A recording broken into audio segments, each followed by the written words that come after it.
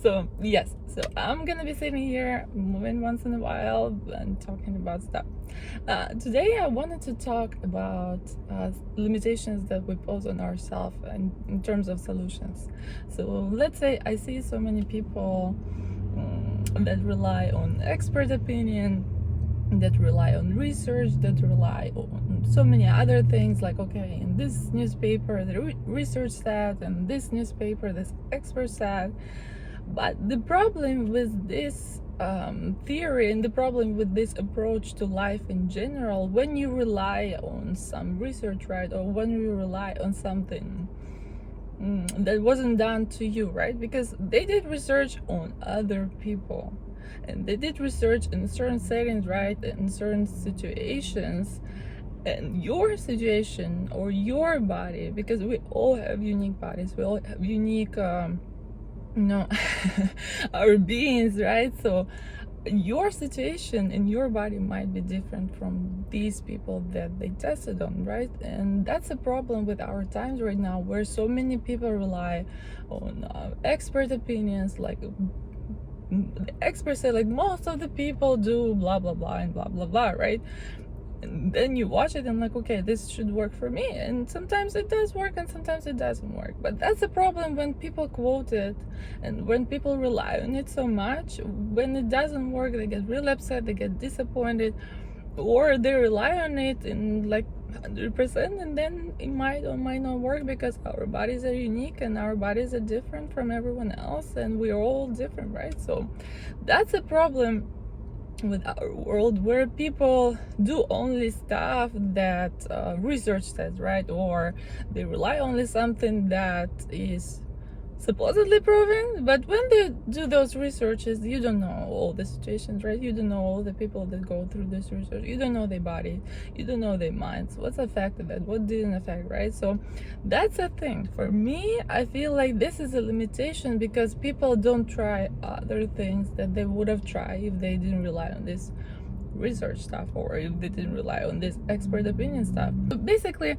in my practice, I use different tools that proven by research or not proven by research, but my main point is that it helps. So if it helps, if I see it working on other people, if I see it working in my life, right, and I've tried everything that I'm doing, I've tried on myself first. That kind of person, I cannot recommend you something unless I tried it, unless it worked for me, unless I liked it. So I'm not gonna be sitting telling you guys, oh, you gotta do this and this and this. I haven't tried. I tried everything. I worked on myself as well with it, and then it worked on me, and that's why I'm so passionate about it. And that's the thing, like, sometimes people come and I do past life regression, I do all different kinds of hypnotherapy and therapy. I'm not a therapist in general, therapist there, but I do different kinds of, occupational therapy. That's the way we should say it. Sometimes people come and they're very skeptical, right? They're very skeptical about hypnosis, even though there's few research done on it and it works, so you can read on those. Or sometimes they get skeptical about some other things to try, let's say past life regression. And that's an interesting thing, because I was skeptical about past life regression as well. And I didn't want to do it because I'm like, okay, I don't believe in past lives, I'm not sure if I believe this whole thing and everything, so I don't know how I stand on it, so like, I'm probably not gonna do it. And eventually I took a free class. No, actually we did a class on it as well. Yeah, I think we did a class on it, and I did it and I loved it. It was so much fun. You just go into your own head and the story appears, and it says something interesting, like, and then you get surprised, like, how did it come up in my mind, where did it come from, like, what's going on there? So you get so many questions. And it also helped me to solve my problem, which is kind of weird in a way.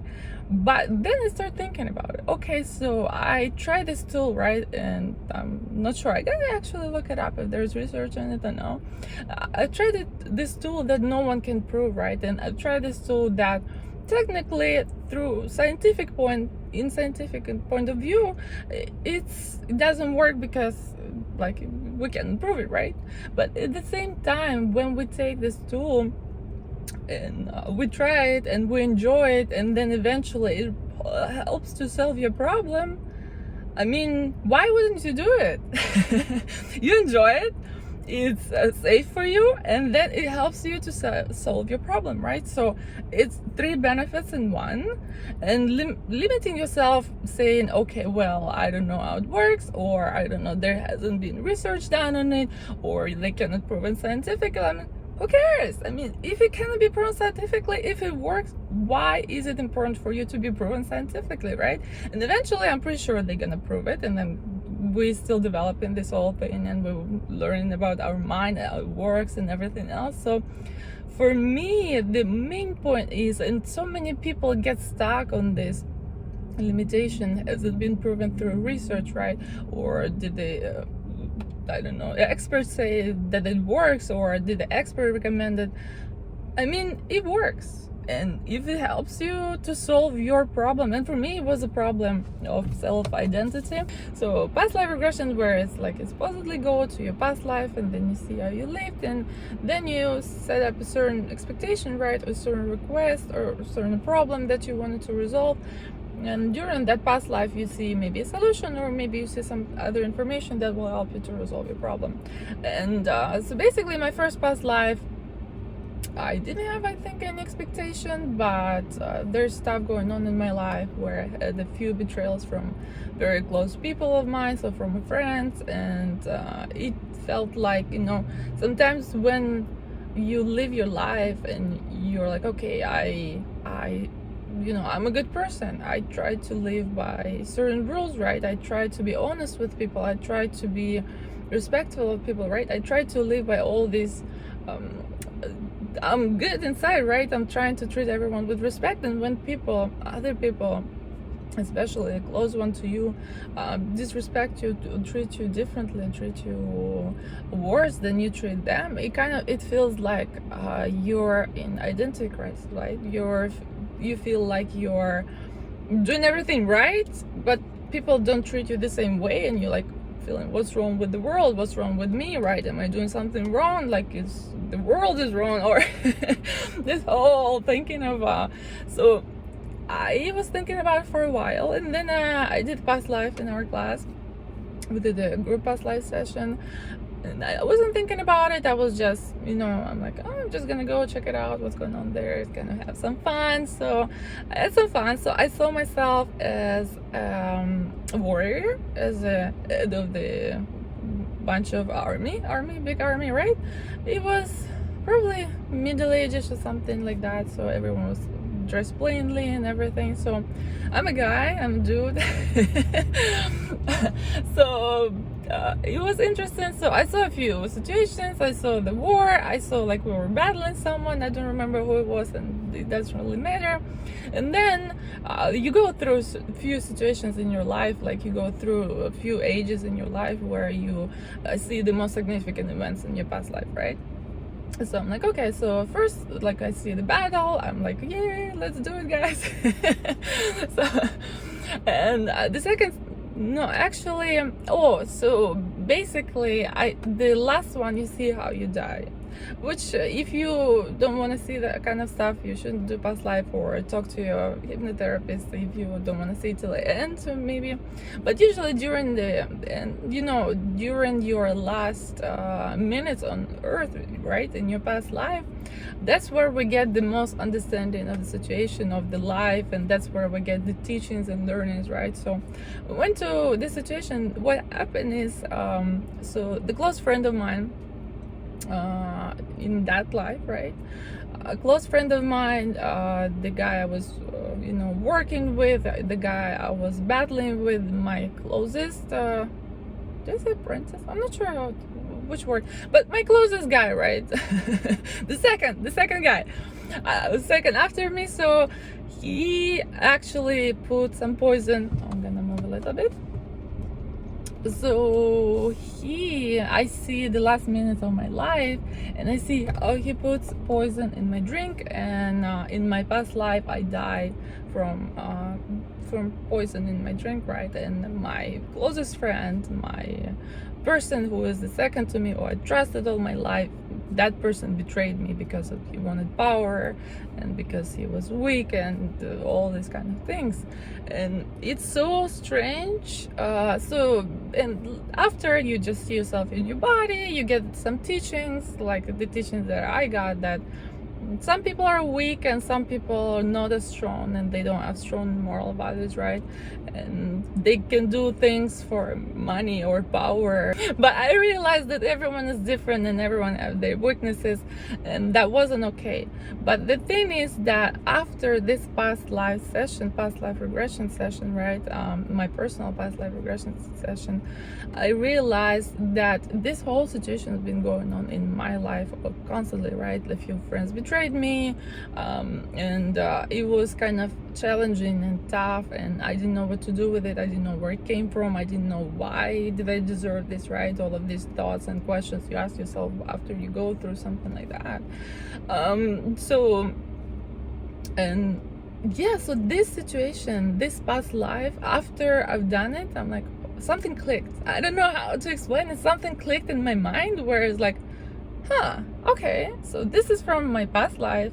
It shouldn't be in my life right now. Maybe I should get the teachings. Maybe I didn't get the teachings before. I didn't get the learners before. But now that I know them, I feel better. And after this, I felt so much better. I started seeing people the way they are. I started seeing people that, yes, sometimes you meet good people, sometimes you meet honest people, sometimes you meet people, and sometimes you can have a lapse of judgment, right? Because you, like in my past life, I battled with this person hand to hand, right? I lived with this person, I shared everything with this person, and they still betrayed me. So sometimes people, in the way they can change, or sometimes we don't see the full character, right? And it takes for us some time to realize it. So I kind of put myself into ease, and something clicked in my mind, and I'm like,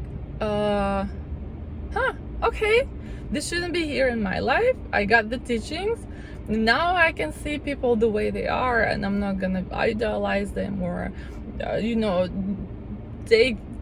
think about them that they're so perfect, or they don't have any so-called sins, right? So this past life session helped me to resolve my internal issues and my issues with my identity, right? With my life, with my relationships. And that simple story that I told myself in my head, it just helped me to resolve so many things in my life and helped me to understand so many things in my life.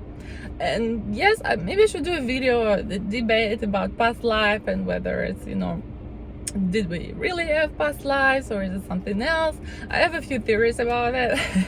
I'm that kind of person that can believe in a few theories because you cannot prove it, so you can believe in pretty much anything you want.